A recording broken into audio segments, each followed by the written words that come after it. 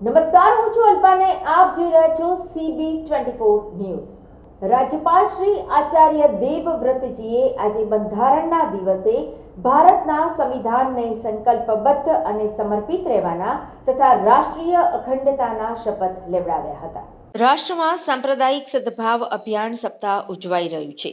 આ ઉજવણી અંતર્ગત રાજ્યપાલ શ્રી આચાર્ય દેવવ્રતજીએ રાજ્યભવનના અધિકારીઓ અને કર્મચારીઓને દેશની આઝાદી તથા અખંડતા જળવાઈ રહે એટલું જ નહીં પરંતુ સુદૃઢ થાય તે માટે સમર્પિત થઈને સેવારત રહેવાના શપથ લેવડાવ્યા હતા। તારીખ 26 નવેમ્બર એટલે બંધારણ દિવસ।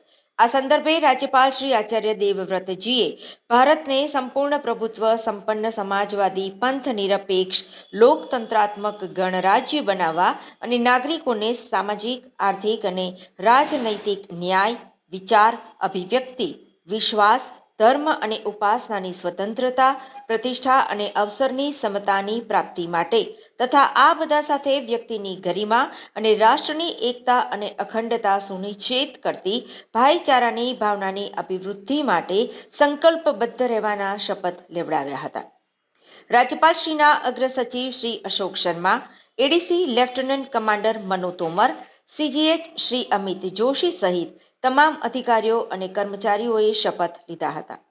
તો બીજી તરફ ગાંધીનગર ખાતે મુખ્યમંત્રીશ્રીએ બંધારણ દિવસની ઉજવણી નિમિત્તે બંધારણના ઘડવૈયા ડોક્ટર બાબા સાહેબ આંબેડકરજીની પ્રતિમાને પુષ્પાંજલિ અર્પણ કરી હતી। તો સાથે સાથે ગુજરાત સરકારના મંત્રીશ્રીઓએ પણ ડોક્ટર બાબા સાહેબ આંબેડકરજીની પ્રતિમાને પુષ્પાંજલિ અર્પણ કરી હતી।